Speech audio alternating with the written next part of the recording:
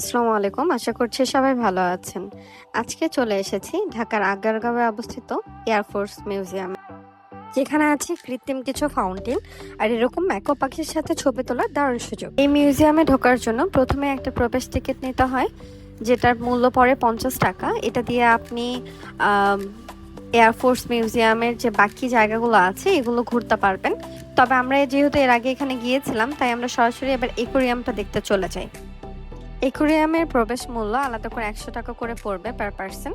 এবং এখানে আমরা গিয়েছিলাম বিকালবেলা, তাই অনেক কিছুই ভিডিওতে আমি সুন্দরভাবে ফুটিয়ে আনতে পারিনি।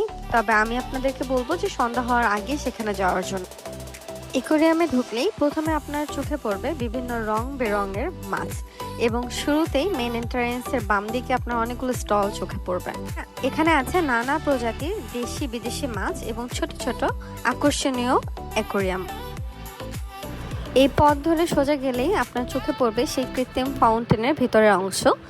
ভিতরটা এরকমই সুন্দর। এখানে ছবি তোলার জন্য জায়গাটা খুব ভালো এবং খুবই ফটোজেনিক। বাট প্রবলেম হচ্ছে এটা এত বেশি ক্রাউডেড থাকে যে আপনি না ঠিক মতো ছবি তুলতে পারবেন, না ঠিক মতো ভিডিও করতে পারবেন। ফাউন্টেন দেখা শেষ করে আমরা চলে যাই বার্ডের ভেদিতে। এখানে অনেক ধরনের পাখি ছাড়া আছে। এটা দেখে তারপর আমরা সোজা যেতে থাকি। আমাদের মেন আকর্ষণটা থাকে যে ম্যাকাওয়ের সাথে ছবি তোলা। তো ওইখানে যাওয়ার সময় আমরা দেখি এরকম ছোট ছোট কিছু ফাউন্টেন আছে। আর এই ম্যাকাওয়ের সাথে ছবি তুলতে গেলে কিন্তু আপনাকে 100 টাকা দিতে হবে। আর টেম বার্ড আছে, সেখানে যদি আপনি ছবি তোলেন তাহলে সেটার জন্য 50 টাকা দিতে হবে।